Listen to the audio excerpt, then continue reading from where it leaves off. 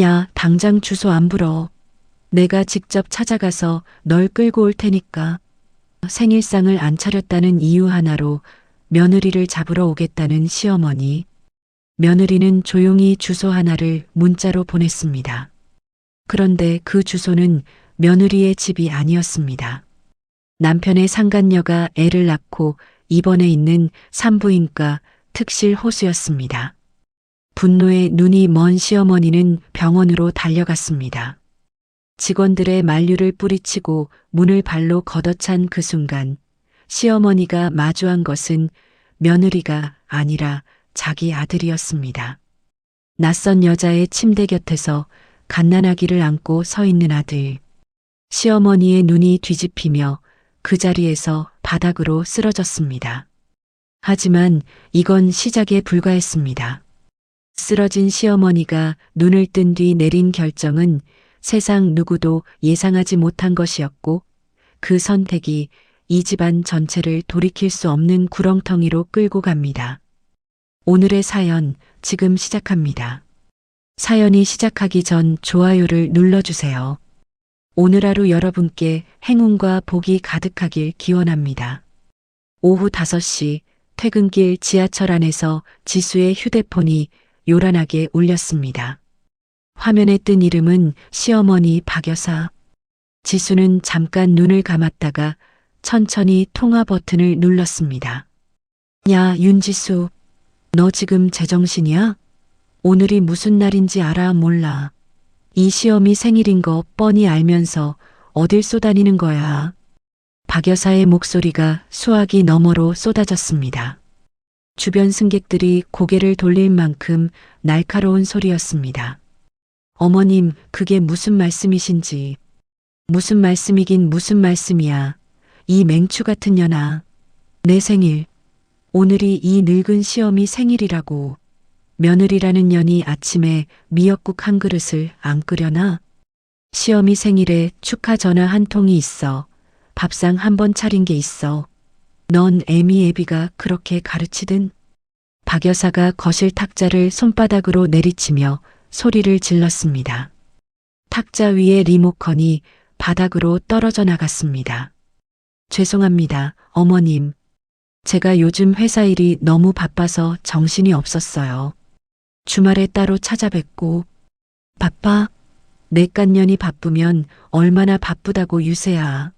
바쁘면 시어미는 뒷방에서 굶어 죽으란 소리야. 너 지금 어디 숨어 있어? 당장 주소 불어. 내가 지금 당장 쫓아가서 네 머리채를 질질 끌고 올 테니까.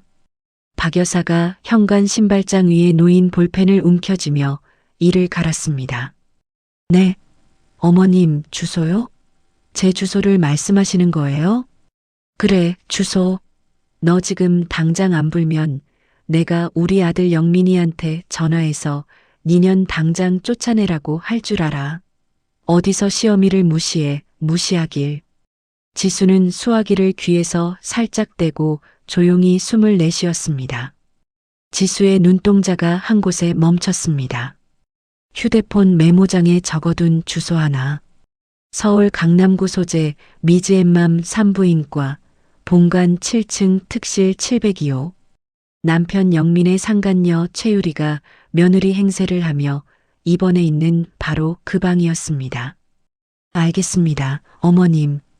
어머님이 원하시는 주소 지금 바로 문자로 보내드릴게요. 거기로 오세요.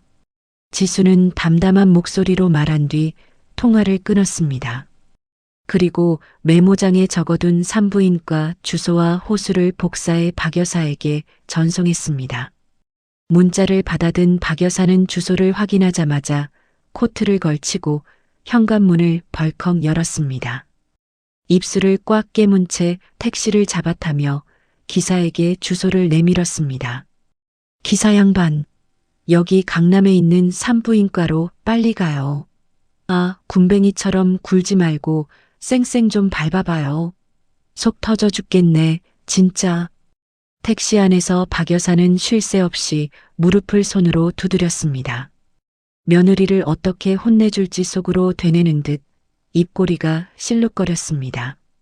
20여 분 뒤 택시가 병원 정문 앞에 멈춰 섰습니다.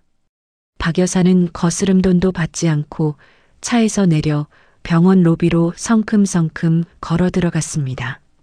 로비 안내 데스크의 직원이 자리에서 일어나며 박 여사를 막아섰습니다. 저기요, 보호자분. 지금은 면회 시간이 다 끝났는데요. 병실에 못 올라가십니다. 내일 아침에 다시 오셔야. 아이고, 비켜요. 내가 내 며느리 잡으러 왔다는데 웬 참견이야. 당장 안 비켜. 박 여사가 직원의 팔을 뿌리치고 엘리베이터를 향해 걸음을 옮겼습니다. 뒤따라온 또 다른 직원이 어깨를 잡으려 했지만 박 여사는 뒤도 돌아보지 않고 엘리베이터 버튼을 눌렀습니다. 아, 내 몸에 손대지 말아요. 건방진 며느리년 버르장머리 고쳐주러 왔다니까. 어디서 길을 막아. 문이 열리자 박 여사는 안으로 들어가 7층 버튼을 거칠게 눌렀습니다. 로비 직원들이 인터폰을 들어 7층 간호사실에 급히 연락을 취했습니다. 엘리베이터 문이 7층에서 열리자 박 여사는 복도 양쪽의 호수 번호를 훑으며 빠르게 걸었습니다. 702호 앞에 도착한 박 여사는 주먹으로 문을 2번 내리친 뒤 발로 문을 밀어 젖혔습니다. 문이 벽에 부딪혀 쾅 소리를 냈습니다. 박 여사의 눈이 크게 벌어졌습니다. 넓은 특실 침대 옆에 아들 영민이 서 있었습니다. 영민의 두 팔에는 이불에 쌓인 갓난아기가 안겨 있었고 침대 위에는 한 번도 본 적 없는 젊은 여자가 누워 있었습니다. 엄마. 어머니가 여기요. 연락도 없이 어떻게. 영민이 뒤로 한 발 물러서며 아기를 떨어뜨릴 뻔했습니다. 다급히 두 손으로 아기를 껴안으며 얼굴이 하얗게 질렸습니다. 침대 위의 유리는 눈을 크게 뜨며 짐짓 놀란 표정을 짓고 이불을 턱까지 끌어당겼습니다. 이게 다 뭐야? 영민이 네가 왜 여기 있어? 박 여사가 문턱에 선 채로 낮은 목소리를 뱉었습니다. 박 여사의 시선이 영민의 팔에 안긴 아기 그리고 침대 위에 낯선 여자를 번갈아 훑었습니다. 내 며느리 윤지수는 어디 가고 네가 웬 갓난쟁이를 안고 있어? 영민아, 내 말 안 들려? 이게 다 뭐냐고 묻고 있잖아. 어머니, 이건 그러니까 제 말이 좀. 영민이 아기를 안은 채 고개를 숙이며 입술을 달싹거렸습니다.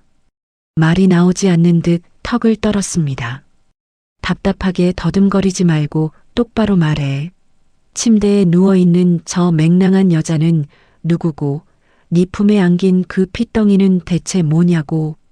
박 여사가 한 발짝 안으로 들어서며 영민의 눈을 정면으로 노려봤습니다. 제 아이입니다, 어머니. 저랑 유리 사이에서 오늘 태어난 제 자식이에요.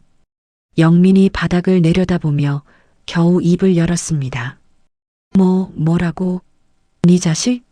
지금 밖에서 애를 낳아왔다는 소리야. 네, 어머니 지수랑은 애가 안 생기잖아요. 이 아기가 우리 집안대를 이을 제 핏줄이에요, 어머니. 방 안에 정적이 내렸습니다. 박 여사의 입이 벌어진 채 한동안 닫히지 않았습니다. 박 여사의 표정이 이상하게 변했습니다. 분노로 일그러져 있던 얼굴에 알 수 없는 빛이 스쳤습니다. 평소 며느리 지수에게 배가 남의 배냐, 왜 애를 못 낳아? 라며 구박을 일삼던 박 여사였습니다. 핏줄, 장손이라는 단어에 비정상적으로 집착하던 박 여사의 눈동자가 아기에게 고정됐습니다. 그래, 지수는 애도 못 낳는 빈 껍데기인데 이 아기가 진짜 내 아들 핏줄이라고? 우리 집안 장손이란 말이야? 박 여사가 떨리는 손을 아기 쪽으로 뻗었습니다. 손가락 끝이 아기의 이불에 닿기 직전이었습니다. 하지만 그 손이 멈췄습니다. 혼외자를 얻었다는 충격과 아들의 외도 사실이 동시에 머릿속을 강타한 것이었습니다. 박 여사의 눈꺼풀이 심하게 떨리더니 눈동자가 위로 돌아갔습니다. 뻗었던 손이 허공에서 힘없이 떨어졌고 박 여사의 몸이 그대로 앞으로 꺾이며 바닥에 쓰러졌습니다. 어머니, 아이고, 어머니 눈 좀 떠보세요. 어머니. 영민이 아기를 유리의 침대 위에 급히 내려놓고 바닥에 쓰러진 박 여사에게 달려갔습니다. 여보, 유리야. 거기 비상벨 좀 눌러. 빨리 의사 좀 불러와, 빨리. 영민이 박 여사의 어깨를 흔들며 소리를 질렀습니다. 유리가 침대 머리맡에 비상 호출 버튼을 연달아 눌렀습니다. 복도에서 발소리가 요란하게 울렸습니다. 간호사 2명과 당직 의사가 이동용 침대를 끌고 특실 안으로 뛰어들어왔습니다. 비켜주세요, 보호자분. 어머님 혈압 떨어집니다. 빨리 길 터주세요. 의료진이 박 여사를 바닥에서 들어올려 침대에 눕히고 빠르게 복도를 지나 응급실로 이송했습니다. 영민은 이동용 침대 옆을 허둥지둥 뒤따라가며 연신 어머니를 불렀습니다. 병원 밖 건너편 도로에 세워진 검은색 승용차 안에서 지수가 이 모든 광경을 지켜보고 있었습니다. 응급 출입구로 옮겨지는 박 여사, 그 뒤를 정신없이 쫓아가는 영민. 지수는 그 모습을 무표정한 얼굴로 바라봤습니다. 감정의 흔들림이라곤 찾을 수 없는 눈이었습니다. 지수는 시선을 거두고 무릎 위에 올려놓았던 소형 녹음기의 전원 버튼을 조용히 눌렀습니다. 빨간 불빛이 꺼졌습니다. 지수는 녹음기를 가방 안주머니에 넣고 지퍼를 천천히 잠갔습니다. 차 안에 정막이 흘렀습니다. 지수는 운전대 위에 두 손을 가지런히 올린 채 어둠이 내린 병원 건물을 한참 동안 말없이 바라봤습니다. 챕터 2 본처 대신 아들 낳아줬다며 상간녀 손 덥석 잡은 시모, 며느리한테 당장 나가라며 이혼 합의서 내미는데 응급실로 이송된 지 1시간이 지났습니다. 링거를 맞고 간이 침대에 누워있던 박 여사가 눈을 떴습니다. 천장의 형광등 불빛에 눈을 찡그리던 박 여사는 옆에 앉아있는 영민의 옷자락을 더듬어 움켜쥐었습니다. 아기는 괜찮아? 어머니, 정신이 드세요? 아기는 괜찮아요. 위에 잘 있어요. 영민이 박 여사의 손을 잡으며 고개를 숙였습니다. 데려와. 내가 봐야겠어. 지금 당장 데려와. 박 여사가 링거줄이 꽂힌 팔을 들어 올리며 몸을 일으키려 했습니다. 영민이 어깨를 부축하며 박 여사를 부축해 휠체어에 앉혔습니다. 7층 특실 문 앞에 도착한 박 여사는 휠체어에서 스스로 일어섰습니다. 영민이 조심스럽게 문을 열자 유리가 침대에서 상체를 세운 채 아기에게 젖병을 물리고 있었습니다. 박 여사가 들어서는 것을 본 유리의 얼굴이 굳었습니다. 박 여사는 아무 말 없이 유리에게 다가갔습니다. 유리가 몸을 움츠리며 아기를 가슴 쪽으로 끌어안았습니다. 그런데 박 여사가 뜻밖의 행동을 했습니다. 유리의 두 손을 덥석 맞잡은 것이었습니다. 고마워. 유리가 눈을 크게 떴습니다. 저한테요? 그래, 고마워. 아들을 낳아줬잖아. 박 여사가 유리의 손을 꼭 쥔 채 아기의 얼굴을 들여다봤습니다. 아기의 볼을 검지손가락으로 살짝 어루만지며 입꼬리를 올렸습니다. 우리 집안 장손이야. 내가 이 아이를 장손으로 대우할 거야. 어머니, 그런 말씀을. 유리가 눈시울을 붉히며 고개를 숙였습니다. 하지만 이불 아래 감춰진 유리의 손끝이 미세하게 떨리고 있었습니다.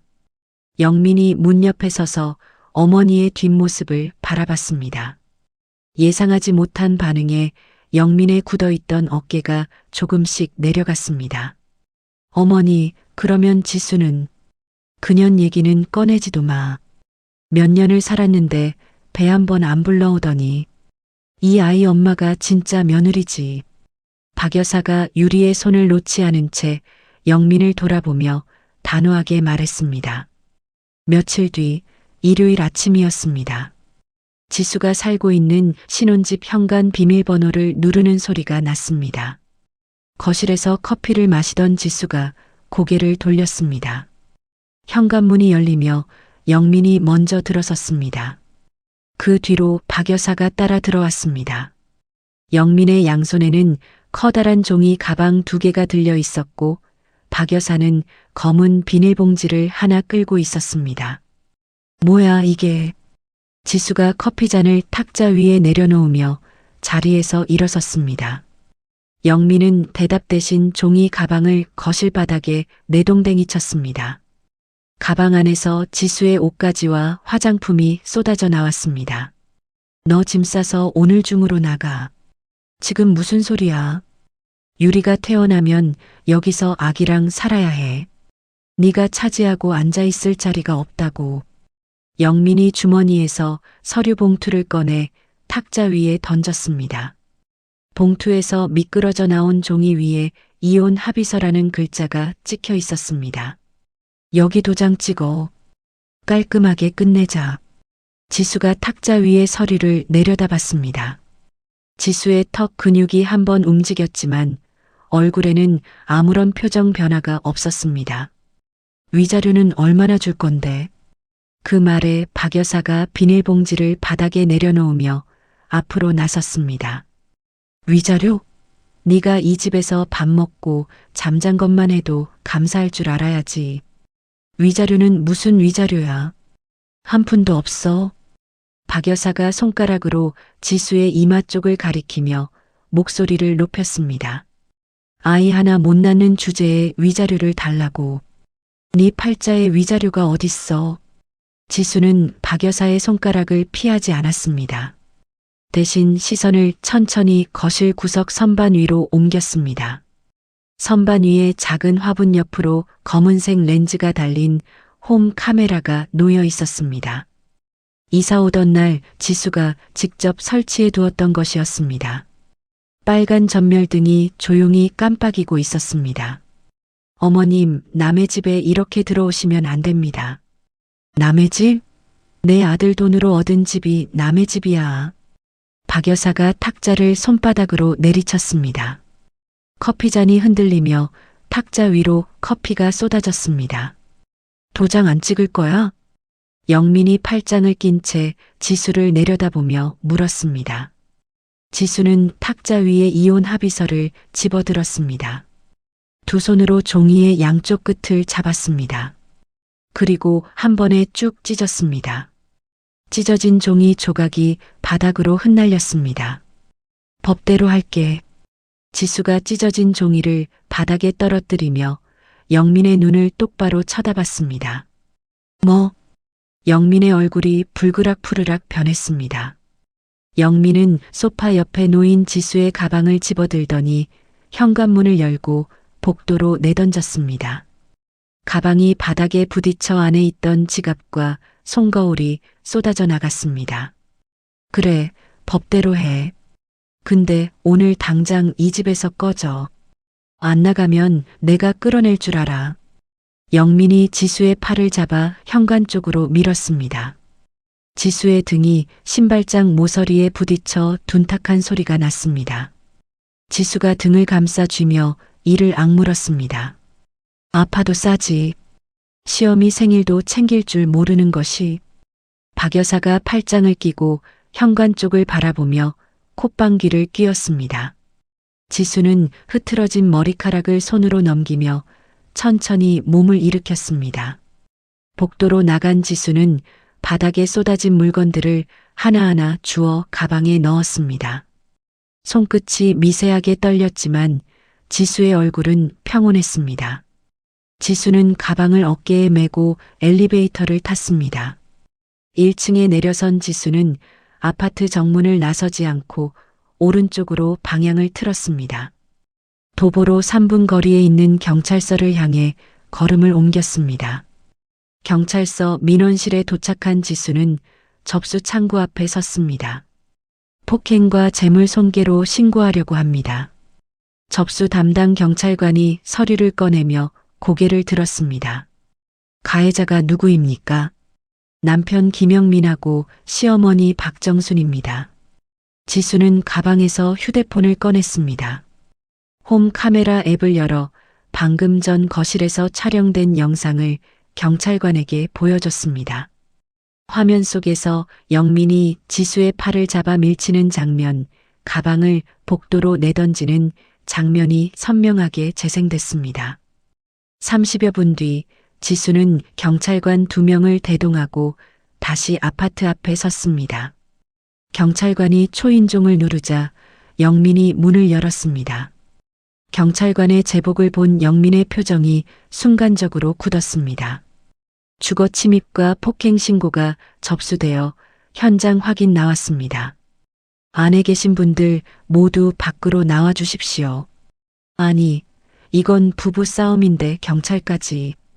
일단 밖으로 나와 주셔야 합니다. 경찰관이 단호하게 말하며 현관 안쪽을 가리켰습니다. 영민이 뒤를 돌아보자 박 여사가 거실에서 슬리퍼를 끌며 나왔습니다. 무슨 경찰이야? 시어미가 며느리 집에 온 게 죄야? 신고가 접수된 이상 절차에 따라야 합니다. 나와주세요. 경찰관이 박 여사에게도 같은 말을 반복했습니다. 박 여사가 입을 삐죽거리며 신발을 신었고 영민도 얼굴을 붉힌 채 현관을 나섰습니다. 아파트 정문 앞에서 경찰관이 두 사람에게 경위를 물었습니다. 주변을 지나가던 주민들이 발걸음을 멈추고 구경하기 시작했습니다.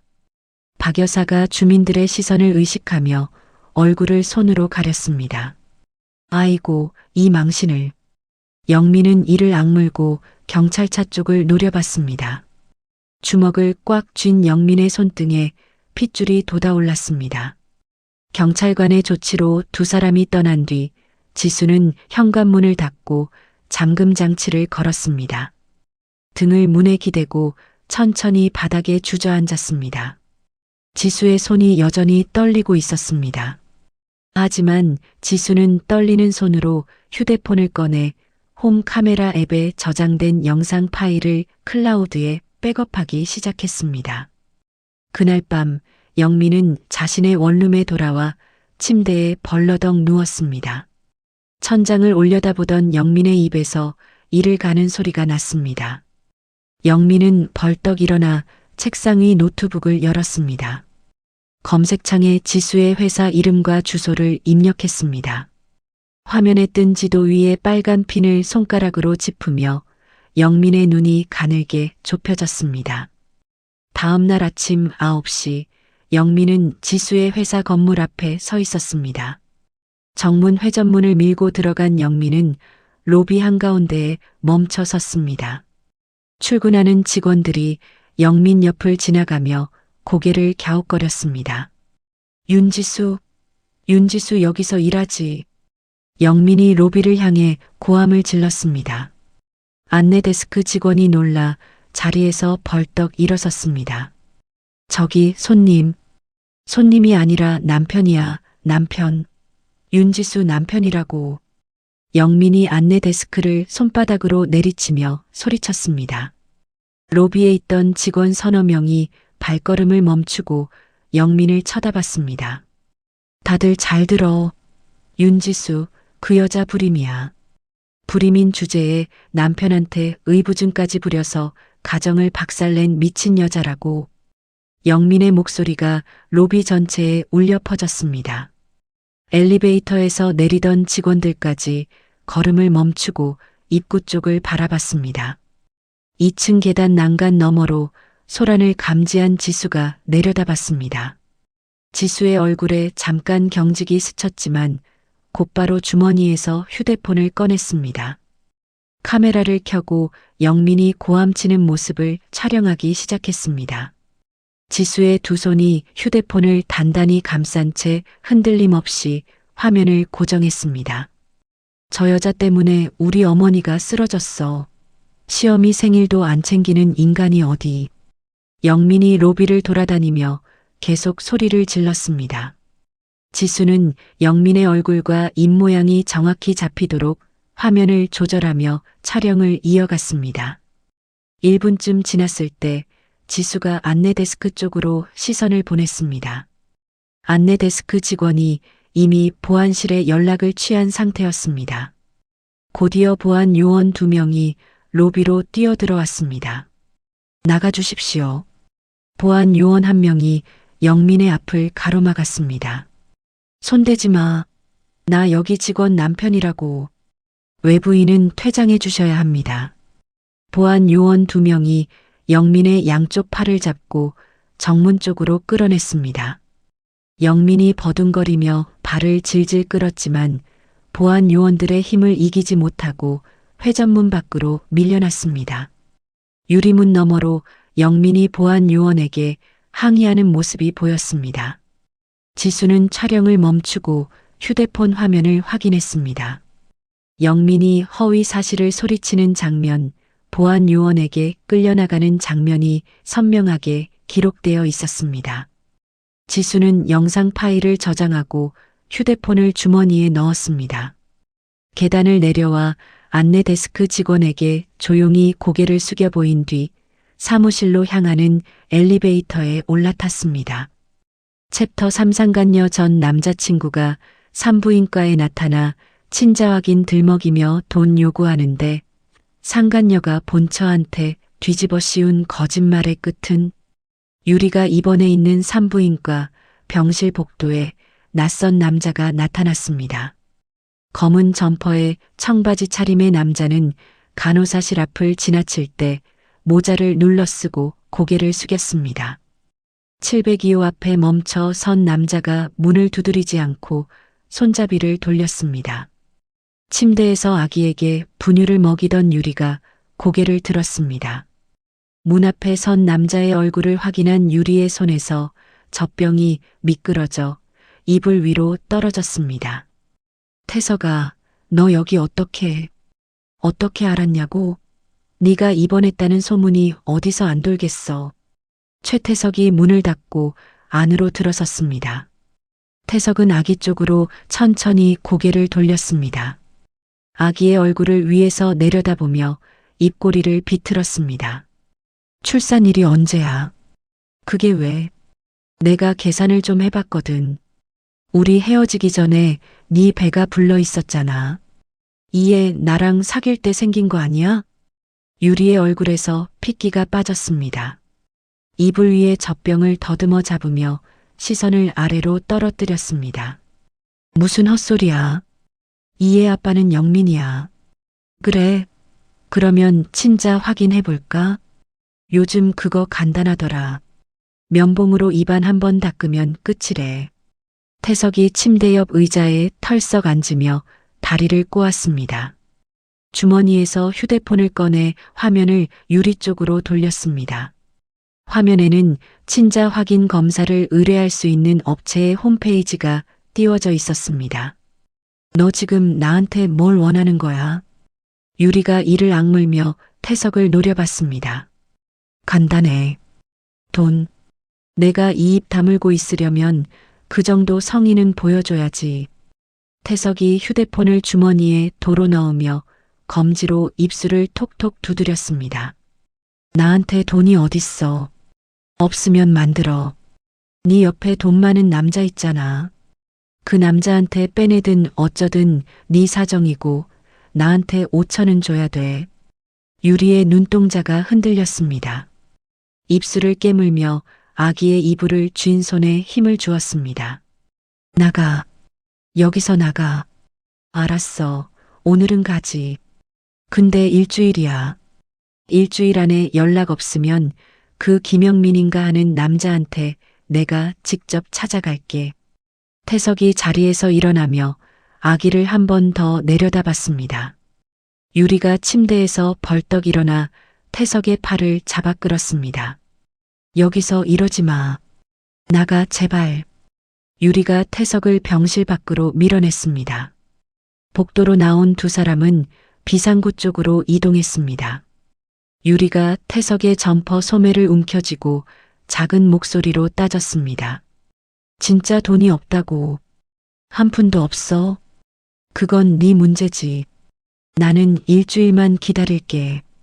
태석이 유리의 손을 뿌리치고 비상계단 쪽으로 몸을 돌렸습니다. 바로 그때 복도 모퉁이에서 꽃다발을 든 중년 여성 한 명이 걸어오고 있었습니다. 박 여사의 교회 지인인 김 권사였습니다. 김 권사는 비상구 앞에서 유리와 낯선 남자가 실랑이를 벌이는 모습을 보고 발걸음을 멈췄습니다. 꽃다발을 가슴 앞에 바짝 끌어안으며 벽 쪽으로 몸을 붙였습니다. 태석이 계단을 내려가고 유리가 병실로 돌아가는 것을 김 권사는 복도 끝에 서서 고개를 갸웃거리며 지켜봤습니다. 그날 밤 유리는 병실 침대 위에서 천장을 올려다보며 뒤척였습니다. 아기가 옆에서 새근새근 잠든 소리만 방 안에 가득했습니다. 유리는 이불을 걷어차며 벌떡 일어나 휴대폰을 집어들었습니다. 영민의 번호를 누르고 수화기를 귀에 대었습니다. 여보, 나야. 큰일 났어. 무슨 일인데? 아기 괜찮아? 아기 말고. 오늘 병원에 이상한 남자가 찾아왔어. 유리가 목소리를 떨며 말했습니다. 이상한 남자? 누구? 모르는 사람이야. 근데 나한테 돈을 내놓으라고 협박했어. 그게 무슨 소리야? 지수가 보낸 것 같아. 유리가 이불 끝을 움켜쥐며 목소리를 한층 낮췄습니다. 지수가 흥신소 사람을 고용해서 나한테 보낸 거야. 그 남자가 나한테 돈 안 내놓으면 가만 안 두겠다고 했어. 지수가? 그년이 진짜. 영민의 목소리가 수화기 너머로 거칠어졌습니다. 여보, 나 무서워. 아기도 있는데. 유리가 코를 훌쩍이며 울음 섞인 목소리를 냈습니다. 전화기를 쥔 유리의 다른 손이 이불 밑에서 꽉 주먹을 쥐고 있었습니다. 이틀 뒤 아침 영민은 박 여사에게 전화를 걸었습니다. 어머니, 지수가 흥신소를 고용해서 유리를 협박하고 있어요. 뭐라고? 그년이 감히. 박 여사가 부엌 싱크대를 주먹으로 쳤습니다. 어머니, 이참에 확실하게 정리해야 해요. 유리랑 아기 보호하려면 돈부터 옮겨야 해요. 그날 오후 영민은 은행 창구에 앉아 부부 공동명의 계좌에 들어있는 돈 전액을 자신의 개인 계좌로 이체했습니다. 은행 직원이 건넨 이체 확인서에 도장을 찍는 영민의 표정에는 거리낌이 없었습니다. 같은 시각 박 여사는 지수가 살고 있는 전셋집의 부동산 중개소에 전화를 걸었습니다. 거기 우리 아들 명의로 된 전셋집 있잖아요. 급하게 빼야 하는데 매물로 내놔요. 전화를 끊은 박 여사는 거기서 멈추지 않았습니다. 코트를 입고 집을 나선 박 여사는 택시를 타고 지수의 친정 부모가 운영하는 작은 반찬 가게 앞에 내렸습니다. 가게 안으로 들어선 박 여사는 진열대 위에 반찬통을 팔로 쓸어 바닥에 떨어뜨렸습니다. 유리병에 담긴 절임 반찬이 바닥에서 깨지며 국물이 사방으로 튀었습니다. 윤지수 엄마 어딨어? 딸을 그따위로 키워놨으면 부끄러운 줄 알아야지. 가게 안에 있던 지수의 어머니가 카운터 뒤에서 놀라 뛰쳐나왔습니다. 아이고, 이게 무슨 짓이에요? 네 딸이 우리 며느리를 흥신소 사람 보내서 협박하고 있어. 그런 년을 키워놓고 장사를 해? 가게 문을 닫아. 박 여사가 카운터 위에 계산기를 집어 바닥에 내던졌습니다. 지수의 어머니가 깨진 반찬통 사이에서 미끄러지며 진열대를 붙잡았습니다. 가게 천장에 달린 CCTV의 빨간 불빛이 조용히 깜빡이고 있었습니다. 그날 저녁 지수는 친정 어머니에게서 전화를 받았습니다. 어머니의 떨리는 목소리를 듣고 급히 가게로 달려간 지수는 바닥에 쏟아진 반찬과 깨진 유리 조각들을 봤습니다. 무릎을 꿇고 유리 조각을 줍는 어머니의 손등에 잔 상처가 나 있었습니다. 지수는 어머니의 손을 잡고 상처를 들여다봤습니다. 입술을 꽉 깨물었지만 눈물은 흘리지 않았습니다. 지수는 어머니를 의자에 앉히고 구급함에서 소독약과 반창고를 꺼내 상처를 감싸주었습니다. 가게 문을 닫고 나온 지수는 휴대폰으로 CCTV 관리 업체에 전화를 걸어 오늘 낮 시간대의 영상 파일을 따로 보관해 달라고 요청했습니다. 전화를 끄는 지수의 손이 떨렸습니다. 지수는 두 손을 맞잡아 떨림을 억누르며 눈을 감았습니다. 며칠 뒤 태석은 유리가 약속한 돈을 보내지 않자 다른 방법을 택했습니다. 편의점에서 산 흰 봉투에 출력한 종이 몇 장을 넣고 영민의 회사 주소를 적어 우체통에 밀어 넣었습니다. 봉투 안에는 유리의 과거 남자관계를 나열한 문서와 태석이 직접 찍어둔 유리와의 사진 여러 장이 들어 있었습니다. 발신인 이름은 적혀 있지 않았습니다. 이틀 뒤 아침, 영민은 자기 책상 위에 놓인 봉투를 발견했습니다. 봉투를 뜯고 안에 종이를 펼쳐본 영민의 얼굴이 딱딱하게 굳었습니다. 사진 속 유리가 다른 남자와 함께 찍은 모습, 유리의 과거 연애 이력이 적힌 문서를 영민은 한 장씩 넘겨봤습니다. 종이를 쥔 영민의 손가락 끝이 하얗게 변했습니다. 퇴근 후 영민은 유리의 병실로 찾아갔습니다. 봉투를 침대 위에 던지며 유리의 앞에 섰습니다. 이게 뭐야? 회사로 이런 게 왔어. 유리가 봉투 안의 사진을 보는 순간 숨을 들이켰습니다. 하지만 유리의 당황한 표정은 3초도 지속되지 않았습니다. 이것도 지수야. 뭐? 지수가 보낸 거라고. 그 여자가 흥신소시켜서 내 과거를 캐고 다니더니 이제 당신 회사로까지 보낸 거야. 유리가 사진을 침대 위에 내려놓으며 눈물을 글썽였습니다. 이 사진 속 남자는 대학 때 잠깐 만났던 선배야. 졸업하고 바로 헤어졌어? 지수가 이걸 어디서 구해다가 당신 흔들려고 보낸 거라고. 유리가 영민의 팔을 붙잡으며 고개를 떨어뜨렸습니다. 여보, 나 진짜 억울해.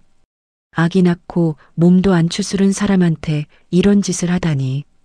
영민은 유리의 어깨를 감싸 안으며 이를 갈았습니다. 그년이 진짜 끝까지 가자는 거네. 유리는 영민의 품에 얼굴을 묻은 채 입꼬리를 살짝 올렸습니다. 영민의 등 뒤에서 유리의 눈에 맺혀 있던 눈물이 말라 있었습니다. 다음 날 아침 유리는 영민에게 전화를 걸었습니다. 여보, 나 더 이상 당하고만 있을 수 없어. 지수를 명예훼손이랑 스토킹으로 고소할 거야. 그래 해. 내가 증거 만들어줄게. 같은 날 오후 유리는 영민이 준비한 자료를 들고 경찰서에 출석했습니다. 접수 창구에서 유리는 지수가 흥신소를 동원해 자신을 미행하고 협박했으며 남편의 회사에 허위 사실이 담긴 투서를 보내 명예를 훼손했다는 내용의 고소장을 제출했습니다. 사흘 뒤 지수의 휴대폰으로 경찰서에서 출석 요구 문자가 도착했습니다. 화면을 확인한 지수의 눈이 커졌습니다. 명예훼손 및 스토킹 혐의 피고소인 자격으로 출석하라는 내용이었습니다. 경찰서 조사실에서 지수는 담당 수사관과 마주 앉았습니다. 수사관이 책상 위에 서류를 펼치며 입을 열었습니다. 고소인 측에서 제출한 자료가 꽤 됩니다. 미행 사진, 협박 문자 캡처, 투서 사본. 이 중에 사실인 게 있습니까? 전부 사실이 아닙니다. 저는 흥신소를 고용한 적도 없고 투서를 보낸 적도 없습니다. 그런데 고소인 측 증거가 구체적이에요. 흥신소 명함까지 첨부되어 있는데 지수의 등에 식은땀이 흘렀습니다. 수사관이 넘기는 서류 한 장 한 장이 정교하게 짜맞춰져 있었습니다. 지수가 한 적 없는 행위들이 마치 사실인 것처럼 꾸며져 있었습니다. 혐의가 소명되면 피의자 전환 절차를 밟아야 할 수도 있습니다. 수사관의 말에 지수가 손등으로 이마에 땀을 닦았습니다. 의자에 앉은 지수의 무릎이 미세하게 떨리고 있었습니다. 조사를 마치고 경찰서 밖으로 나온 지수는 계단을 내려가다 멈췄습니다. 하늘에서 빗방울이 떨어지기 시작했습니다. 우산이 없었습니다. 지수는 경찰서 앞 벤치에 천천히 몸을 내렸습니다. 빗줄기가 지수의 머리카락과 어깨를 적셨습니다. 지수는 젖은 머리카락을 쓸어 넘기지도 않은 채 두 손을 무릎 위에 올려놓았습니다.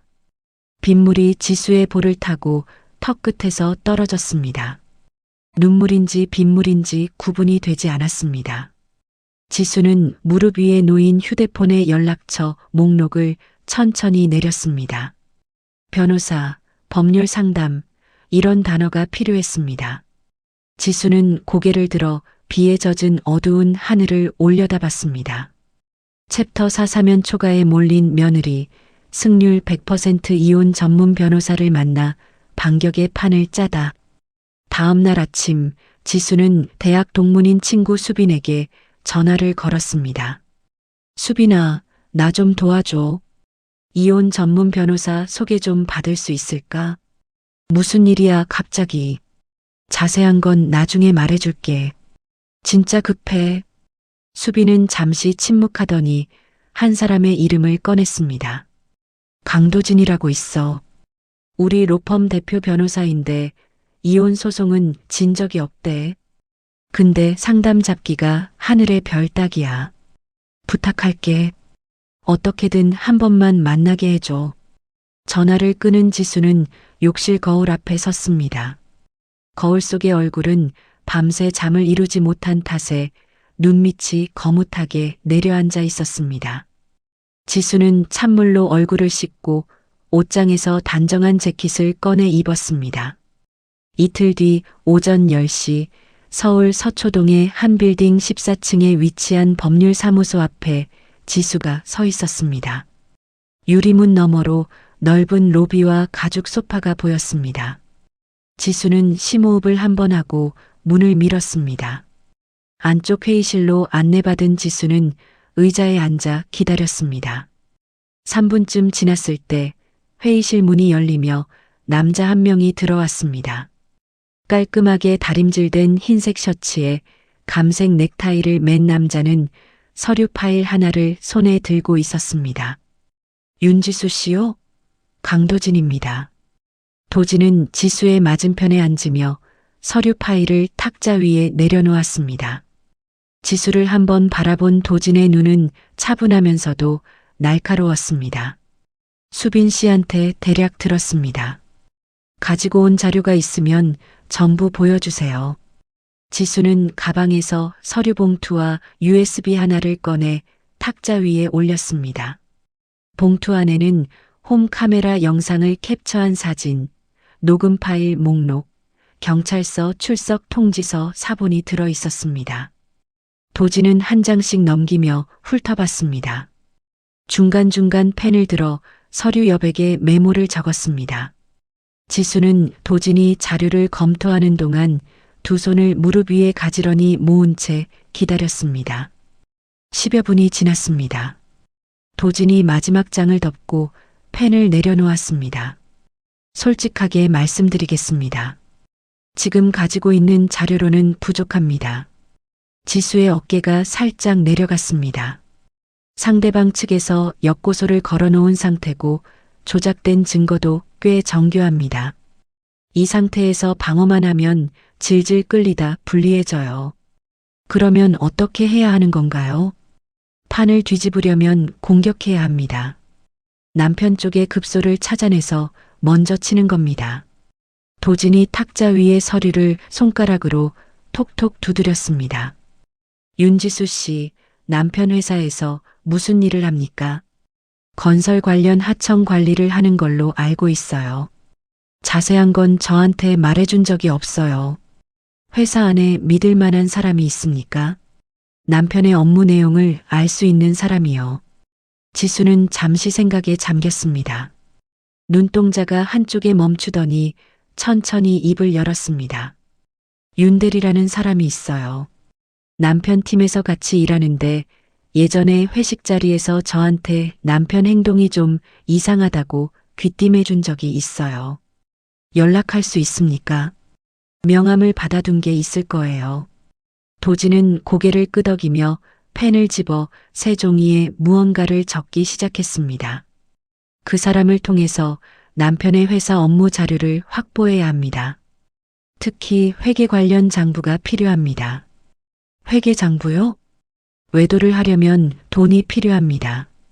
산부인과 특실, 고급 오피스텔, 명품. 그 돈이 어디서 나왔는지가 중요합니다. 월급만으로는 부족했을 겁니다. 지수의 눈이 커졌습니다. 도진의 말이 무엇을 뜻하는지 지수도 알아챈 것이었습니다. 사흘 뒤 저녁, 퇴근 시간이 지난 서울 시내의 한 커피숍에서 지수와 윤 대리가 마주 앉았습니다.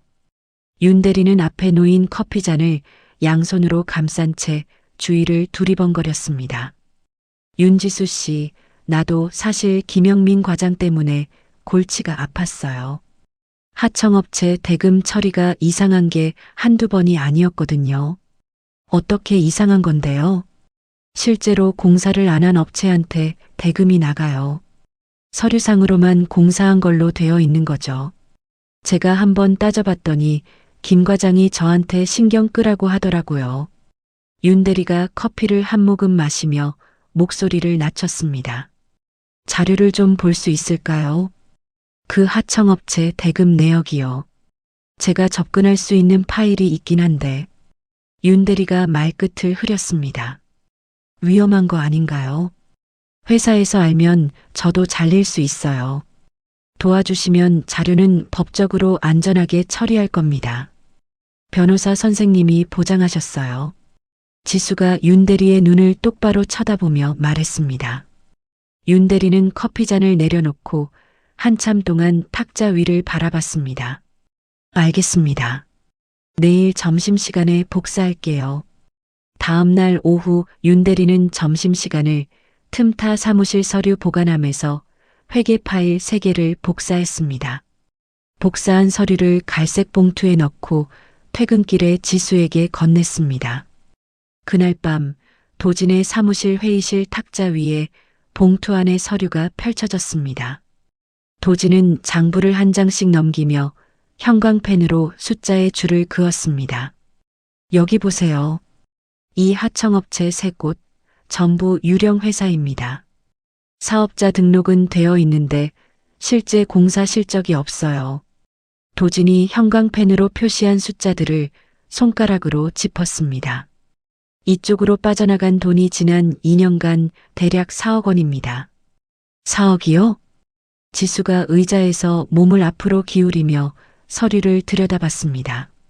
이 돈이 최유리한테 간 겁니다. 오피스텔 보증금, 명품 구매 내역, 산부인과 특실 비용. 전부 여기서 나온 돈이에요. 도진은 서류 위에 빨간 펜으로 화살표를 그으며 돈의 흐름을 지수에게 보여줬습니다. 지수의 입술이 파르르 떨렸습니다. 회사 돈을 빼돌려서 그 여자한테 갖다 바친 거예요? 그렇습니다. 이건 횡령이에요. 형사처벌 대상입니다. 도진은 서류를 가지런히 모아 파일에 끼우며 말을 이었습니다. 그리고 하나 더 확인해야 할 게 있습니다. 도진이 탁자 아래에서 다른 파일 하나를 꺼내 펼쳤습니다. 제 조사팀이 최유리를 협박했던 남자의 신원을 확인했습니다. 최태석, 사기 전과 2건.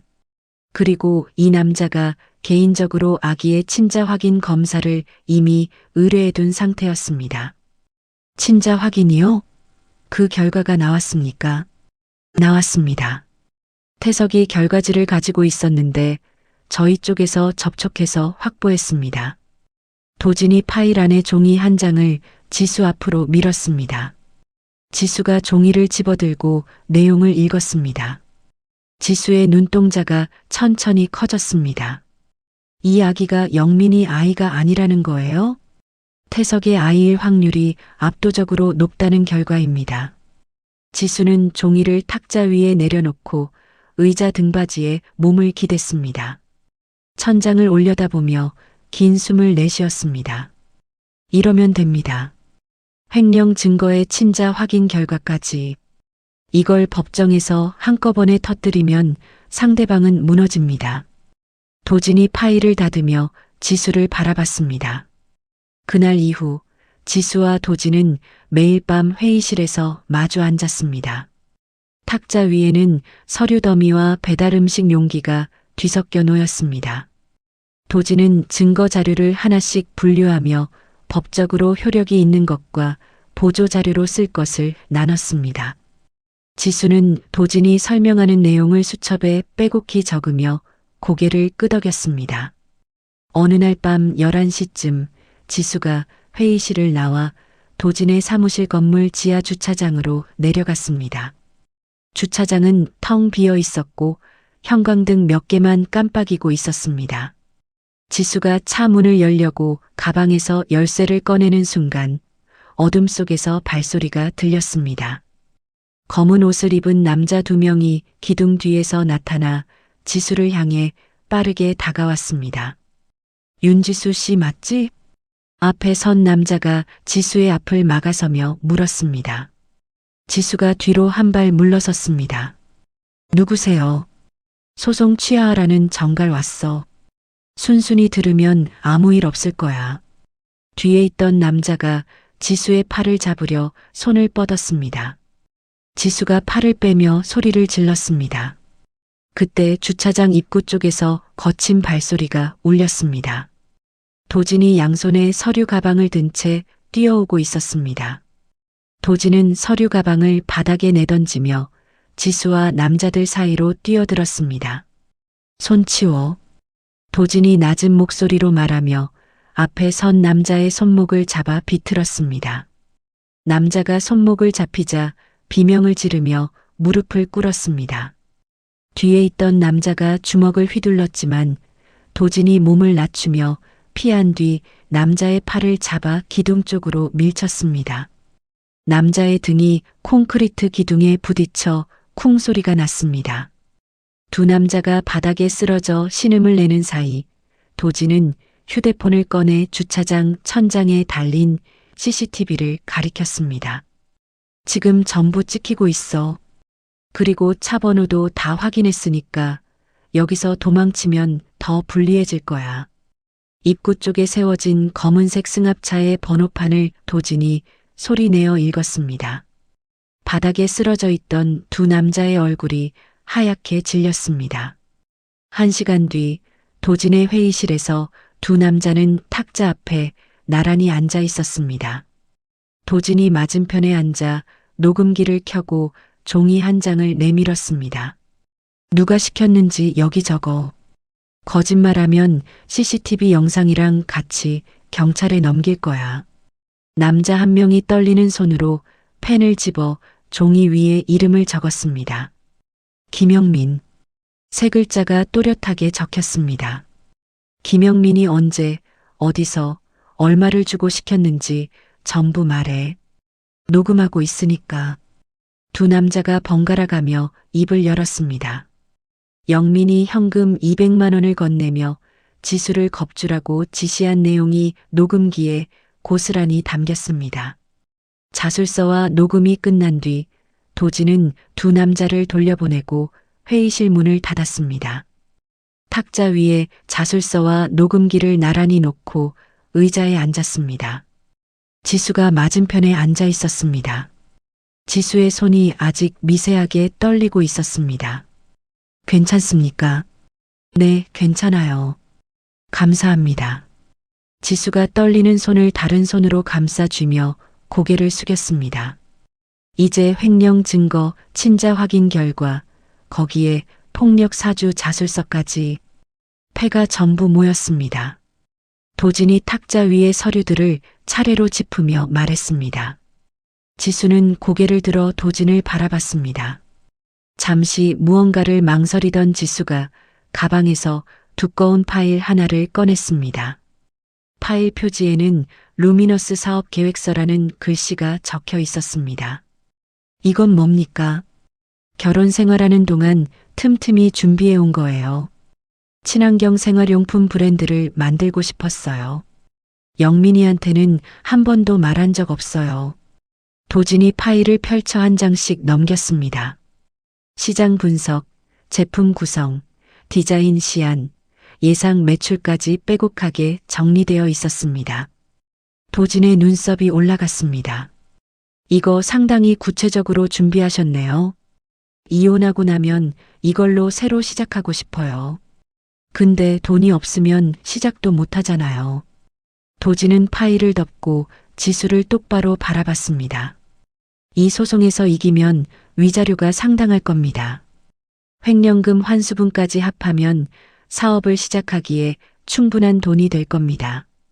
도진이 자술서 위에 손을 얹으며 말을 이었습니다.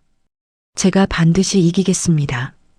이 사업 계획서가 서랍 안에서 썩게 두지 않겠습니다.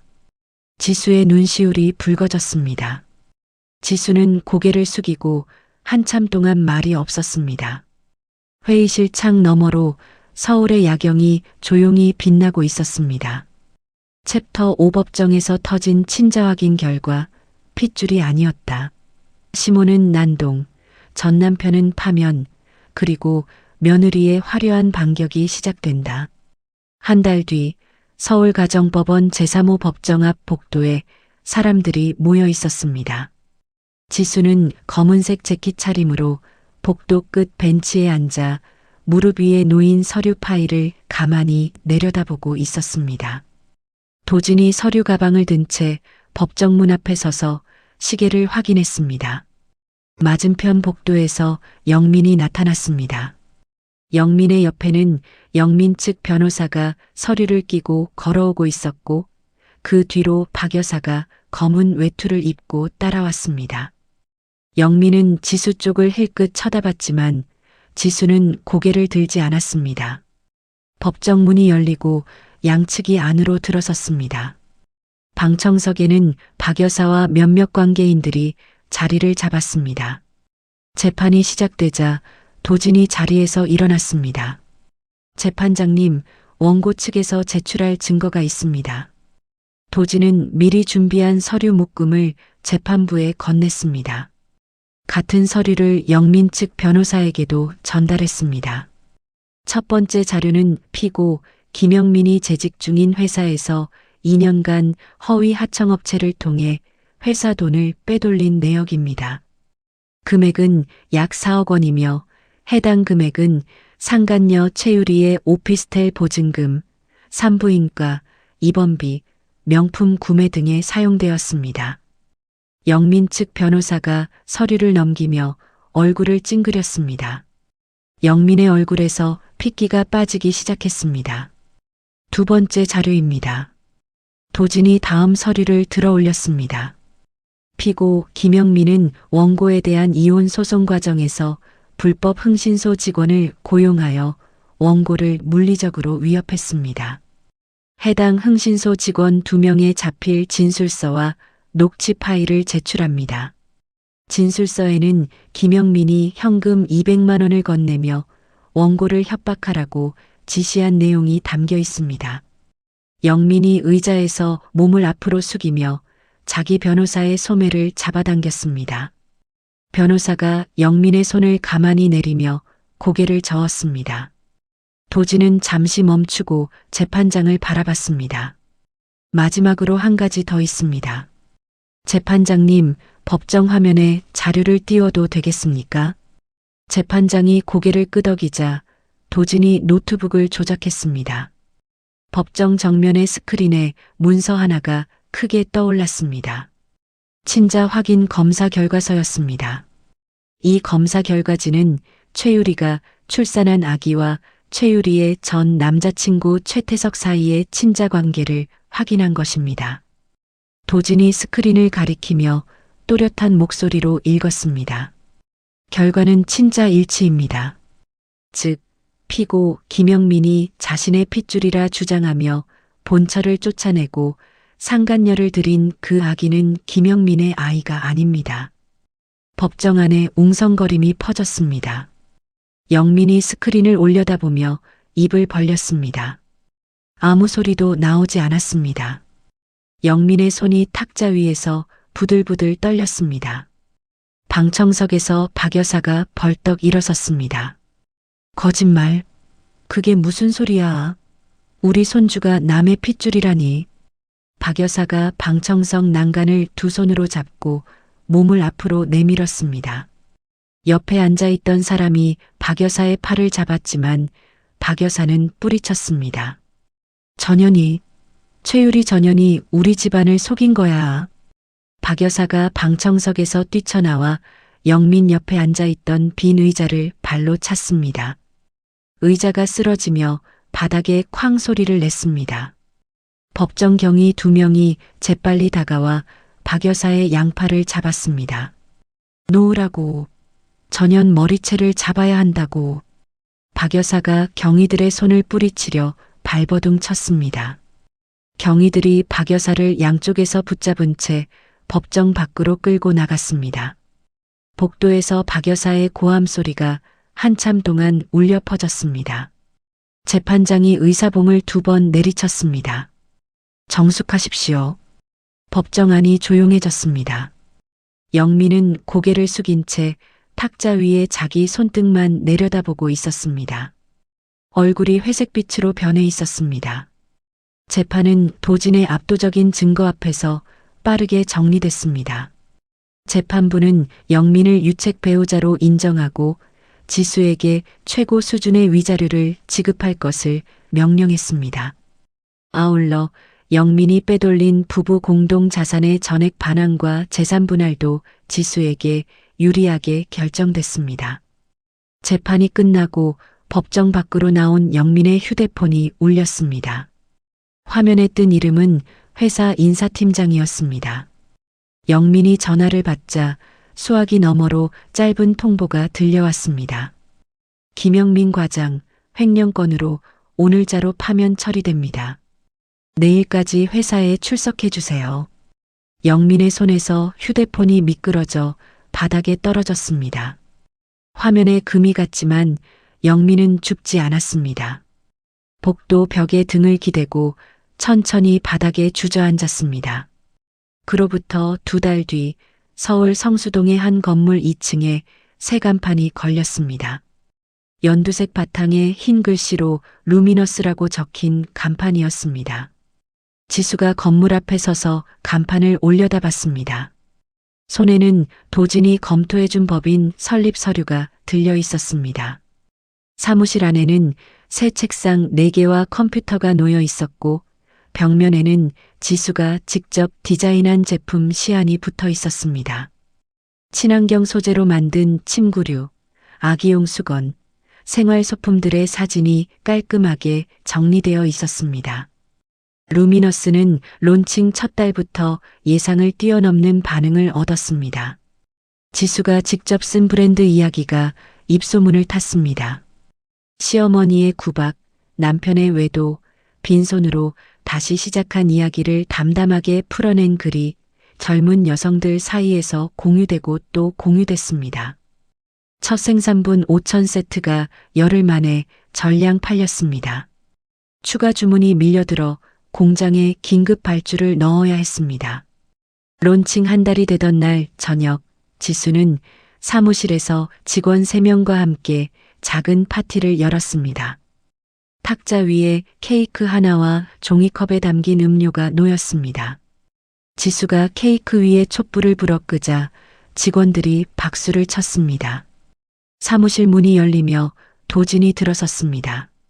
손에 꽃다발 하나를 들고 있었습니다. 축하합니다, 윤 대표. 어머, 변호사님. 오신다고 안 하셨잖아요. 불러주셨으니까요. 지수가 작은 상자 하나를 도진에게 건넸습니다. 도진이 상자를 열자 안에 검은색 만년필이 들어 있었습니다. 그동안 감사했습니다. 이 만년필로 앞으로도 좋은 결과만 쓰세요. 도진이 만년필을 들어 올려 빛에 비춰보며 입꼬리를 올렸습니다. 직원들이 퇴근한 뒤 사무실에는 지수와 도진 2사람만 남았습니다. 탁자 위에 케이크 부스러기와 빈 종이컵 사이에서 도진이 만년필을 만지작거리고 있었습니다. 윤지수 씨. 네. 처음 경찰서 앞 벤치에서 만났을 때 비 맞고 앉아 있는 모습이 자꾸 떠올라요. 지수가 도진을 바라봤습니다. 도진은 만년필을 탁자 위에 내려놓고 지수를 똑바로 쳐다봤습니다. 변호사로서가 아니라 한 사람으로서 말하고 싶은 게 있어요. 뭔데요? 당신이 좋아요. 의뢰인이 아니라 사람으로서. 지수의 손이 무릎 위에서 멈췄습니다. 한참 동안 도진의 눈을 들여다보던 지수의 입꼬리가 천천히 올라갔습니다. 나도요. 도진의 어깨에서 긴장이 풀리는 게 보였습니다. 두 사람 사이에 놓인 탁자 위로 도진의 손이 뻗어 지수의 손등을 가만히 덮었습니다. 지수는 손을 빼지 않았습니다. 그로부터 석 달 뒤 지수의 얼굴이 유명 패션 매거진의 표지를 장식했습니다. 올해의 여성 창업가라는 제목 아래 지수가 루미너스 사무실에서 환하게 웃고 있는 사진이 실렸습니다. 매거진 안에는 8쪽 분량의 인터뷰와 화보가 실려 있었습니다. 편의점과 서점의 잡지 코너에 지수의 얼굴이 나란히 걸렸습니다. 지수는 사무실 책상 위에 놓인 매거진을 펼쳐보다가 천천히 덮었습니다. 창밖으로 보이는 성수동 거리에 가을 햇살이 내리쬐고 있었습니다. 지수는 의자를 돌려 벽에 붙은 루미너스 제품 사진들을 하나씩 바라봤습니다. 입술 끝에 얇은 미소가 걸려 있었습니다. 챕터 6 하루아침에 발암물질 괴담에 휩싸인 루미너스, 쏟아지는 악성 댓글과 불매운동 속에 무너지는 모든 것. 지수의 매거진 인터뷰가 발행된 지 일주일이 지난 월요일 아침이었습니다. 출근한 지수가 컴퓨터를 켜고 루미너스 고객 게시판을 열었습니다. 평소와 달리 새 글이 수십 개씩 올라와 있었습니다. 지수의 손이 마우스 위에서 멈췄습니다. 루미너스 유아용 침구에서 발암물질 검출. 우리 아이한테 이걸 덮었다고? 아기 피부에 발진 생겼는데 루미너스 침구 때문 아닌가요? 성분 분석표 보세요. 1급 발암물질이 기준치의 10배래요. 지수가 글 하나를 클릭했습니다. 본문에는 아이의 팔과 다리에 빨갛게 발진이 일어난 사진 3장이 붙어 있었고 그 아래에 성분 분석표라는 제목의 표가 첨부되어 있었습니다. 표 안에 빼곡하게 적힌 숫자들 옆에 기준치 초과라는 빨간 글씨가 찍혀 있었습니다. 지수는 다른 글들을 연달아 열어봤습니다. 대형 맘카페, 육아 커뮤니티, 익명 게시판 할 것 없이 같은 내용의 글이 동시에 올라와 있었습니다. 글마다 붙은 사진과 분석표의 형식이 거의 동일했습니다. 이게 대체 뭐야? 지수가 모니터를 들여다보며 중얼거렸습니다. 옆자리 직원이 지수의 목소리에 고개를 돌렸습니다. 대표님, 고객센터 전화가 아침부터 안 끊겨요. 환불 문의가 계속 들어오고 있어요. 지수는 의자에서 일어나 고객센터 자리로 갔습니다. 전화기 4대에서 벨소리가 동시에 울리고 있었습니다. 신입 직원 한 명이 수화기를 귀에 대고 연신 고개를 숙이며 사과하고 있었습니다. 네, 죄송합니다. 확인해서 연락드리겠습니다. 네, 정말 죄송합니다. 지수는 곧바로 자기 자리로 돌아가 해명문 초안을 작성하기 시작했습니다. 키보드를 두드리는 손가락에 힘이 들어갔습니다. 하지만 해명문을 다 쓰기도 전에 지수의 휴대폰에 뉴스 알림이 떴습니다. 신생 브랜드 루미너스, 유아용 침구서, 유해물질 검출 논란 확산이라는 제목이었습니다. 지수가 기사를 눌러봤습니다. 커뮤니티에 올라온 글과 사진을 그대로 옮겨 쓴 기사였습니다. 사실 확인 없이 올라간 기사가 이미 포털 사이트 메인 화면에 걸려 있었습니다. 지수의 휴대폰이 쉴 새 없이 울렸습니다. 거래처, 입점 담당자, 기자들의 전화가 번갈아 걸려왔습니다. 점심때쯤 사무실 창밖으로 사람들이 모이는 것이 보였습니다. 지수가 창가에 다가가 내려다봤습니다. 건물 1층 입구 앞에 20명 남짓한 사람들이 피켓을 들고 서 있었습니다. 우리 아이 건강 돌려놔라. 루미너스 불매라고 적힌 피켓이 흔들리고 있었습니다. 한 무리가 구호를 외치기 시작했고 그 틈에서 누군가 계란을 건물 유리창에 내던졌습니다. 유리창에 노란 얼룩이 번졌습니다. 뒤이어 검은 비닐봉지 하나가 날아와 출입문 앞에 터지며 악취가 퍼졌습니다. 대표님, 직원이 지수를 불렀습니다. 백화점 3곳에서 판매 중단 통보가 왔어요. 온라인 쇼핑몰 2곳도 계약 해지 연락이 왔고요. 지수가 창가에서 돌아섰습니다. 지수의 얼굴이 딱딱하게 굳어 있었습니다. 전부 서면으로 받아놔. 구두 통보는 안 돼. 지수가 짧게 지시하고 자기 자리에 앉았습니다. 모니터에는 아직 완성하지 못한 해명문이 커서가 깜빡이는 채로 놓여 있었습니다. 오후 3시 고객센터에서 소란이 일었습니다.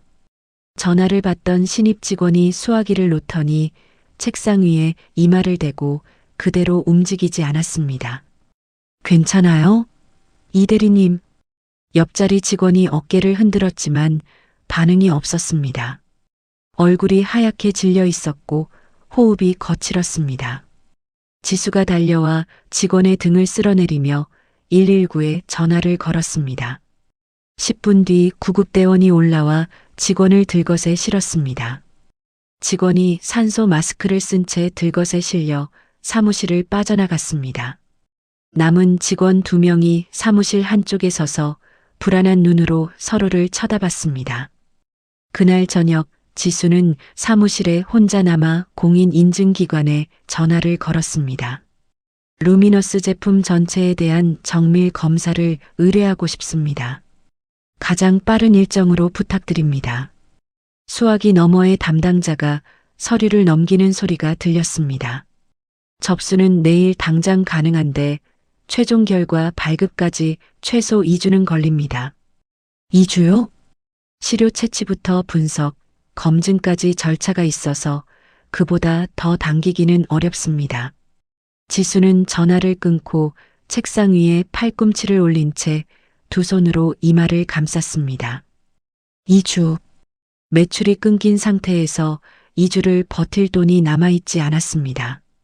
거래처 대금, 직원 월급, 창고 임대료까지 이번 달 안에 나가야 할 돈이 머릿속에서 숫자로 떠올랐습니다. 지수의 휴대폰이 울렸습니다. 화면에 도진의 이름이 떴습니다. 윤 대표, 저 도진입니다. 악성 댓글과 허위 게시글에 대한 삭제 가처분 신청을 오늘 냈습니다. 그런데 문제가 있어요. 무슨 문제요? 게시글 올린 사람들이 전부 가짜 이름의 대포폰을 쓰고 있어요. IP도 여기저기 흩어져 있고 조직적으로 움직인 흔적이 있는데 누군지 특정하려면 시간이 좀 걸립니다. 지수는 눈을 감고 수화기를 귀에 바짝 대었습니다. 알겠습니다. 할 수 있는 건 다 해주세요. 전화를 끊은 지수는 사무실 창가에 섰습니다. 건물 밖의 시위대는 이미 해산했지만 바닥에 깨진 계란 껍데기와 검은 얼룩이 그대로 남아 있었습니다. 지수는 창문에서 돌아서 사무실 안을 둘러봤습니다. 한쪽 벽면에 반품 상자가 쌓이기 시작하고 있었습니다. 오전에 5상자였던 것이 저녁이 되자 20상자가 넘었습니다. 택배 송장이 붙은 상자들이 벽을 따라 줄지어 늘어서 있었습니다. 지수는 상자 더미 앞에 서서 한참 동안 바라봤습니다. 가슴 안쪽에서 무언가 조여드는 느낌이 올라왔습니다. 숨을 들이쉬려 하는데 공기가 목 안에서 막혔습니다. 지수가 가슴에 손을 대고 벽을 짚었습니다. 숨이 가빠지며 어깨가 들썩거렸습니다. 지수는 벽을 따라 천천히 바닥에 주저앉았습니다. 무릎을 끌어안고 이마를 무릎에 묻었습니다. 어깨가 떨리고 있었지만 소리는 나지 않았습니다. 얼마나 지났을까 지수의 주머니 안에서 휴대폰이 울렸습니다. 발신 번호가 표시되지 않은 전화였습니다. 지수가 떨리는 손으로 통화 버튼을 눌렀습니다. 수화기 너머에서 여자의 웃음소리가 흘러나왔습니다. 낮고 느릿한 웃음이었습니다. 윤지수 씨, 매거진 표지 잘 봤어. 멋지더라. 지수의 눈이 커졌습니다. 근데 있잖아. 그 표지가 마지막 전성기가 될 것 같아서 좀 안 됐다. 웃음소리가 이어졌습니다.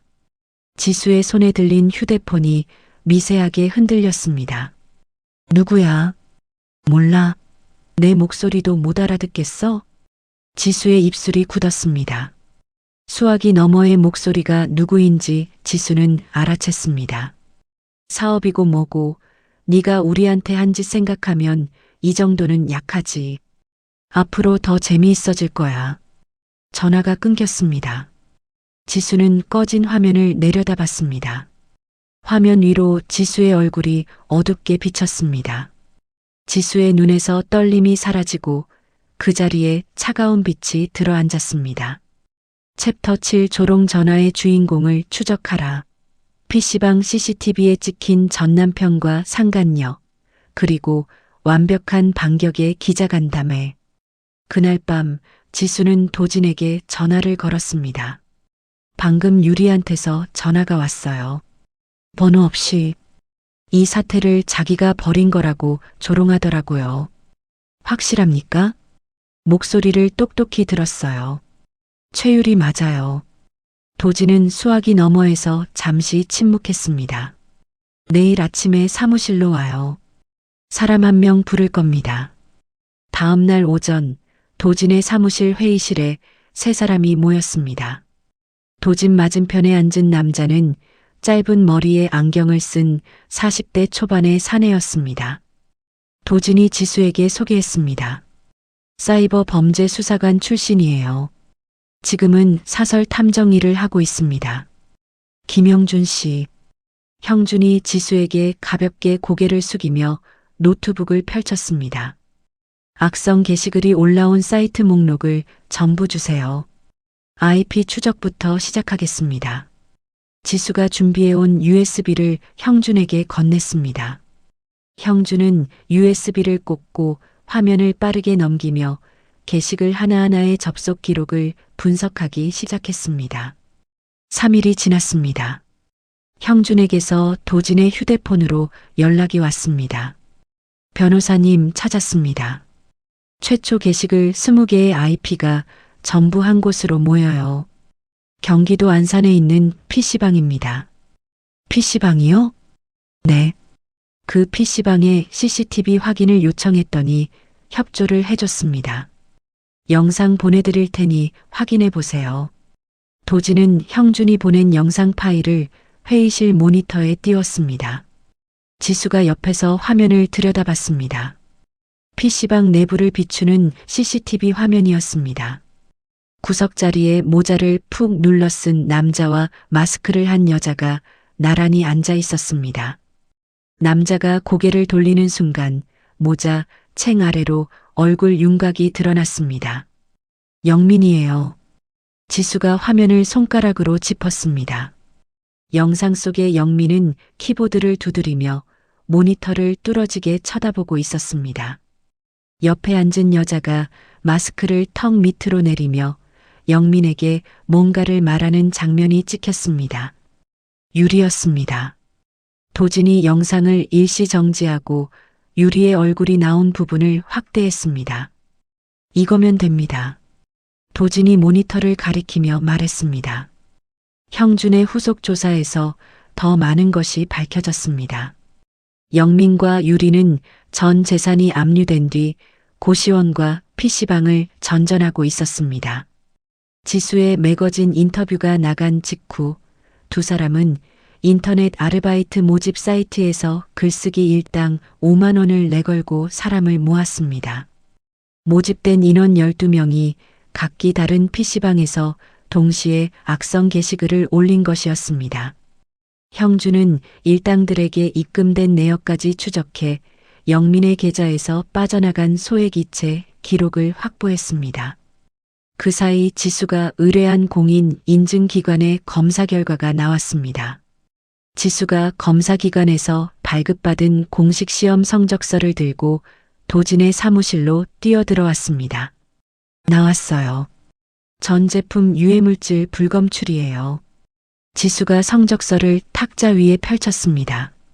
도진이 성적서를 집어들고 한 장씩 넘겨봤습니다.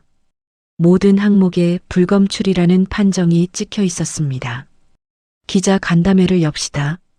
도진이 성적서를 내려놓으며 말했습니다. 기자 간담회요?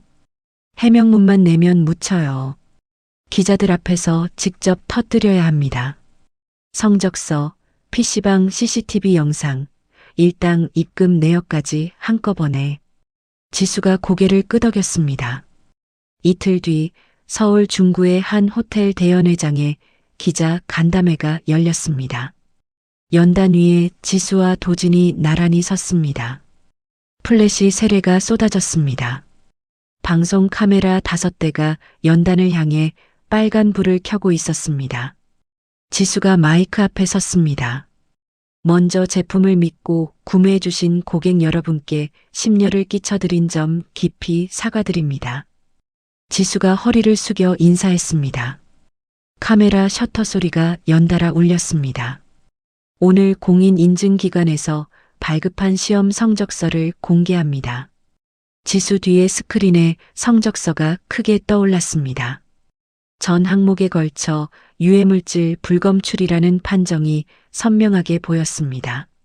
루미너스의 모든 제품은 안전합니다. 인터넷에 유포된 성분 분석표는 조작된 것이었습니다. 기자석에서 웅성거림이 번졌습니다. 도진이 마이크를 이어받았습니다. 이번 사태는 경쟁사나 외부 세력의 공격이 아닙니다. 윤지수 대표의 전 남편 김영민과 그의 내연녀 최유리가 계획적으로 벌인 자작극입니다. 스크린이 바뀌었습니다. PC방 CCTV 영상이 재생되기 시작했습니다. 모자를 쓴 영민이 키보드를 치는 모습, 옆에서 마스크를 내린 유리의 얼굴이 또렷하게 보였습니다. 기자들이 일제히 펜을 들어 수첩에 적기 시작했습니다. 카메라가 스크린 위의 영상을 줌인했습니다. 도진이 다음 화면을 띄웠습니다. 영민의 계좌에서 12명에게 각각 5만 원씩 입금된 이체 내역이 스크린에 나열됐습니다. 김영민은 일당 5만 원을 주고 12명을 고용해 동시다발적으로 악성 게시글을 올리게 했습니다. 사용된 사진은 인터넷에서 무단 도용한 것이고 성분 분석표는 아무런 근거 없이 만들어낸 위조 문서입니다. 연 회장이 술렁였습니다. 기자 한 명이 손을 들었습니다. 그러면 이 건으로 법적 조치를 하실 겁니까? 도진이 고개를 끄덕이며 대답했습니다. 이미 경찰에 고발 조치를 완료했습니다. 같은 시각 경기도 안산의 한 고시원 복도에 경찰관 4명이 들어섰습니다. 좁은 복도 끝에서 두 번째 방문 앞에 선 경찰관이 문을 두드렸습니다.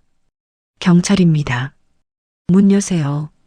안에서 아무 대답이 없었습니다. 경찰관이 다시 문을 두드리자 안에서 부스럭거리는 소리가 났습니다. 김영민 씨, 최유리 씨, 허위사실 유포 및 업무방해 혐의로 긴급 체포 영장이 나왔습니다. 문을 여세요. 잠시 뒤 문이 열렸습니다. 좁은 방 안에 영민과 유리가 서 있었습니다. 영민은 구겨진 티셔츠 차림이었고 유리는 이불을 어깨에 두르고 있었습니다. 방 한쪽 구석에 노트북 한 대와 대포폰 여러 개가 놓여 있었습니다.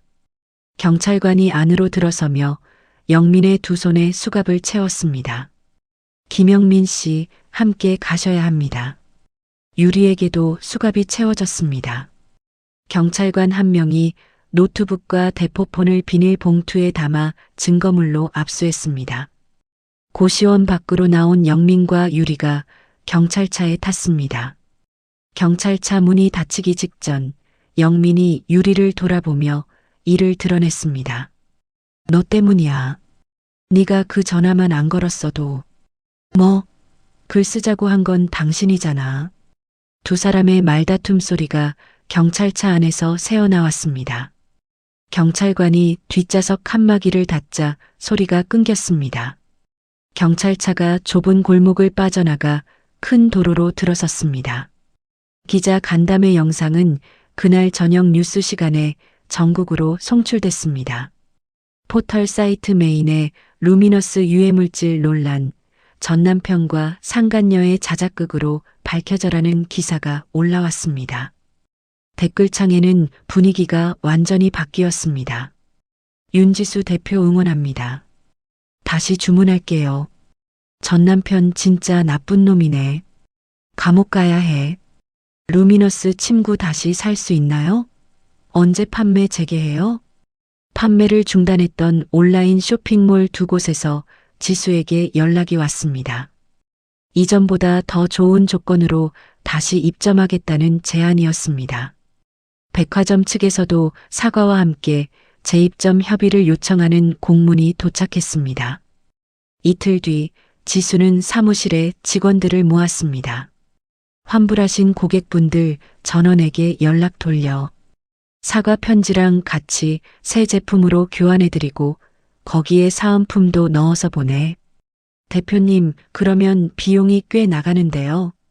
괜찮아. 돌아와 주시는 것만으로도 감사한 거니까. 직원이 고개를 끄덕이며 자리로 돌아갔습니다. 지수는 자기 책상에 앉아 고객 명단을 펼쳤습니다. 한 사람 한 사람의 이름 옆에 보낼 사과 편지 문구를 직접 적기 시작했습니다. 펜을 쥔 지수의 손끝이 더 이상 떨리지 않았습니다.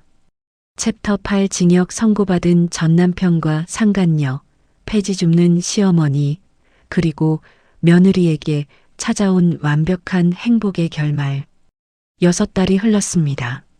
서울중앙지방법원 형사법정 앞 복도에 사람들이 줄지어 서 있었습니다. 선고 공판을 방청하려는 기자들과 시민들이 법정 문이 열리기를 기다리고 있었습니다. 법정 안 피고인석에 영민과 유리가 나란히 앉아 있었습니다. 영민은 수의 차림으로 고개를 숙이고 있었고 유리는 입술을 꽉 깨문 채 정면을 바라보고 있었습니다. 두 사람 사이에는 경위 한 명이 앉아 있었습니다. 재판장이 의사봉을 들었습니다. 피고인 김영민에 대하여 횡령 및 업무방해 등의 혐의를 인정하여 징역 3년을 선고합니다. 영민의 어깨가 앞으로 꺾였습니다. 두 손이 수갑 안에서 부들부들 떨렸습니다. 피고인 최유리에 대하여 업무방해 및 허위사실 유포 혐의를 인정하여 징역 2년을 선고합니다. 유리가 눈을 질끈 감았습니다. 턱이 떨리며 입술 사이로 가느다란 신음이 새어나왔습니다. 재판장이 의사봉을 내려놓았습니다. 피고인들은 범행의 동기가 순전히 사적인 원한에서 비롯되었으며 피해자의 사업에 막대한 손실을 입힌 점 반성의 기미가 보이지 않는 점을 종합하여 엄중히 처벌합니다. 법정 밖으로 나온 영민과 유리는 호송차가 대기하는 지하 통로로 이동했습니다. 경위 2명이 앞뒤로 서서 두 사람을 호송차 쪽으로 인도했습니다. 호송차 문 앞에서 영민이 갑자기 발걸음을 멈추고 유리를 돌아봤습니다. 다 내 탓이야. 네가 그 전화 안 걸었으면 네가 아기 아빠를 속이지만 않았어도 이 꼴이 안 났어. 내 탓? 회사 돈 빼돌린 건 당신이잖아. 흥신소 보내서 지수 협박한 것도 당신이고 나한테 뒤집어 씌우지 마. 유리가 수갑찬 손을 들어 영민을 가리키며 소리를 높였습니다. 네가 나한테 아이 낳아달라고 매달렸잖아. 나 없었으면 당신 엄마가 그렇게 좋아했겠어? 좋아하긴. 그 아이가 내 핏줄도 아닌데. 영민이 목에 핏대를 세우며 유리 쪽으로 몸을 틀었습니다. 경희가 영민의 팔을 잡아 제지했습니다. 그만하시고 타세요. 경희가 영민의 등을 밀어 호송차 안으로 올렸습니다. 유리도 반대편 문으로 밀려 들어갔습니다. 호송차 문이 닫혔습니다. 문 안쪽에서 두 사람이 서로를 향해 악을 쓰는 소리가 철판 너머로 웅웅 울렸습니다. 호송차가 법원 주차장을 빠져나갔습니다. 한편 서울에서 먼 곳이 아닌 도심 한복판의 뒷골목에 박 여사가 있었습니다. 아들이 구속되고 남은 재산마저 전부 날아간 뒤 박 여사가 갈 곳은 없었습니다. 쪽방촌의 좁은 방 한 칸에서 지내며 이른 새벽부터 골목을 돌아다녔습니다. 박 여사는 굽은 허리로 리어카를 끌고 강남의 큰 길을 지나고 있었습니다. 리어카 위에는 아침부터 주워 모은 폐지 상자가 대여섯 개 쌓여 있었습니다. 박 여사의 손은 갈라져 있었고 코트 주머니에서 삐져나온 장갑은 손가락 끝이 해져 있었습니다. 리어카를 끌며 고개를 든 박 여사의 시야에 건물 외벽에 대형 전광판이 들어왔습니다. 전광판에서 화려한 영상이 흘러나오고 있었습니다. 연두색 바탕에 흰 글씨로 루미너스라는 로고가 떠오르고 밝은 조명 아래 깔끔하게 진열된 제품들이 스쳐 지나갔습니다. 영상 마지막에 지수의 얼굴이 크게 나타났습니다. 환하게 웃고 있는 지수의 모습이었습니다. 박 여사의 리어카를 끄는 손이 멈췄습니다. 전광판을 올려다보는 박 여사의 입이 반쯤 벌어졌습니다. 전광판 속의 지수는 박 여사가 며느리라 부르던 바로 그 여자였습니다. 박 여사의 눈가가 실룩거렸습니다. 리어카 손잡이를 쥔 손에 힘이 빠지며 폐지 한 장이 바람에 날려 도로 위로 떨어져 나갔습니다. 같은 시기 지수는 도쿄 긴자의 한 건물 앞에 서 있었습니다. 건물 1층 통유리 너머로 루미너스의 첫 해외 매장이 보였습니다. 나무 선반 위에 침구류와 생활소품이 가지런히 놓여 있었고 입구에는 개점 축하 화환이 양쪽으로 늘어서 있었습니다. 지수가 가위를 들어 입구의 리본을 잘랐습니다. 매장 안에서 직원들이 박수를 쳤습니다. 현지 기자들의 카메라 플래시가 터졌습니다. 지수는 매장 안으로 들어서며 진열된 제품 하나를 집어들어 기자들에게 보여줬습니다. 석 달 뒤 서울 성수동의 루미너스 본사에서 창립 1주년 기념 행사가 열렸습니다. 사무실은 처음 시작했던 책상 4개짜리 공간이 아니었습니다. 강남의 넓은 사무실로 이전한 뒤 직원 수도 30명이 넘었습니다. 회의실 벽면에 1년간의 성과가 적힌 표가 걸려 있었습니다. 지수가 직원들 앞에 섰습니다. 오늘 한 가지 발표할 게 있어요. 직원들이 지수를 바라봤습니다. 지수가 옆에 서 있던 도진의 팔을 가볍게 잡아 앞으로 이끌었습니다. 강도진 변호사님을 루미너스의 공동대표로 모시려고 합니다. 직원들 사이에서 박수가 터졌습니다. 도진이 지수를 바라보며 고개를 살짝 숙였습니다. 잘 부탁드리겠습니다. 도진이 짧게 인사했습니다. 지수가 도진에게 손을 내밀었고 도진이 그 손을 잡아 가볍게 흔들었습니다. 두 사람의 악수를 직원들이 환호하며 휴대폰으로 찍었습니다. 행사가 끝난 저녁 도진이 지수에게 말했습니다. 잠깐 나갈래? 보여줄 데가 있어. 어디? 타면 알아. 지수는 도진의 차에 올라탔습니다. 차가 서울 시내를 달려 멈춘 곳은 지수가 잘 아는 장소였습니다. 경찰서 앞이었습니다. 비를 맞으며 벤치에 주저앉았던 바로 그 경찰서였습니다. 여기 왜 온 거야? 지수가 차에서 내리며 물었습니다. 경찰서 앞 벤치가 보였습니다. 그런데 벤치 주변이 달라져 있었습니다. 벤치 양쪽에 작은 촛불이 줄지어 놓여 있었습니다. 촛불 사이로 하얀 장미꽃이 흩뿌려져 있었습니다. 이게 뭐야? 지수가 촛불을 바라보며 걸음을 멈췄습니다. 도진이 지수의 앞에 섰습니다. 그리고 천천히 한쪽 무릎을 꿇었습니다. 주머니에서 작은 상자를 꺼내 뚜껑을 열었습니다. 촛불빛에 반지가 반짝였습니다. 여기가 우리가 처음 만난 곳이야. 네가 비 맞고 앉아있던 그 벤치. 지수의 눈이 커졌습니다. 그때 여기 앉아있던 사람이 지금 이렇게 됐어. 나는 그 과정을 전부 옆에서 봤고 도진이 지수의 눈을 올려다보며 말했습니다. 앞으로도 옆에 있고 싶어. 나랑 결혼해줘. 지수의 눈시울이 붉어졌습니다. 입술이 떨렸습니다. 지수는 고개를 숙여 도진의 얼굴을 내려다봤습니다. 촛불빛이 두 사람의 얼굴 위에서 흔들렸습니다. 응. 지수가 고개를 끄덕이며 웃었습니다. 도진이 반지를 꺼내 지수의 손가락에 끼워 주었습니다.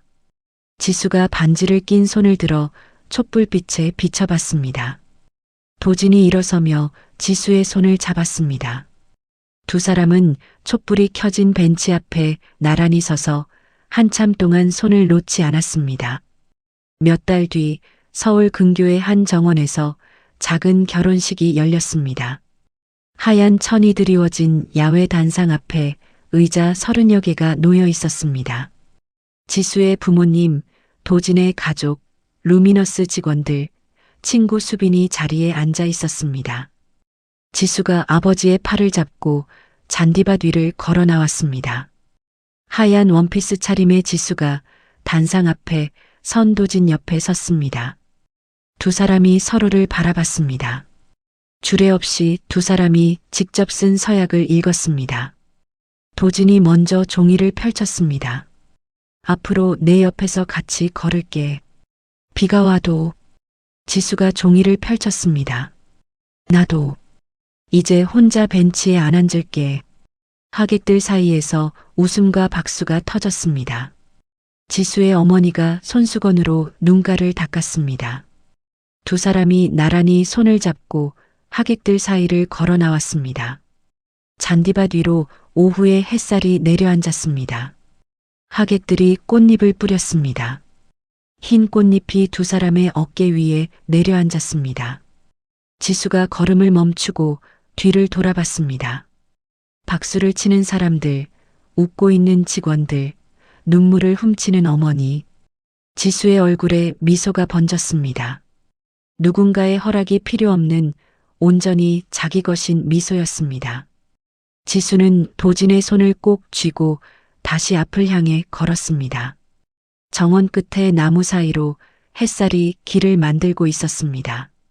지수는 시어머니의 구박과 남편의 배신 앞에서 무너지지 않았습니다. 울고 싶은 밤에도 녹음기를 켜고 쫓겨나는 순간에도 카메라를 돌렸습니다. 빗속에서 주저앉았던 그 경찰서 앞 벤치가 훗날 청혼을 받는 자리가 될 줄은 아무도 몰랐을 겁니다. 누군가는 지수가 운이 좋았다고 말할지도 모릅니다. 하지만 운이 아니었습니다. 흔들리는 손으로 증거를 모으고 찢어진 이혼 합의서 앞에서 법대로 하겠다고 말할 수 있었던 건 운이 아니라 각오였습니다. 반대로 영민과 유리는 남을 속이고 짓밟으면 자기들이 올라설 수 있다고 믿었습니다. 결국 그 믿음이 두 사람을 수의 차림으로 호송차에 태웠고 법정 안에서 서로의 목을 물어뜯게 만들었습니다. 세상에는 억울한 일을 당하고도 참고 넘기는 사람이 많습니다. 싸워봤자 달라지는 게 없다고, 나 같은 사람이 무슨 힘이 있냐고 스스로를 다독이며 포기하는 사람도 많습니다. 하지만 지수의 이야기가 보여준 것은 하나입니다. 포기하지 않는 사람 앞에서는 어떤 거짓도 끝까지 버티지 못한다는 것. 지금 힘든 시간을 보내고 계신 분이 있다면 오늘 이 이야기가 작은 힘이 되었으면 좋겠습니다. 이야기를 끝까지 들어주신 분이 계시다면 잘 들었다고 댓글 하나만 남겨주세요. 감사합니다.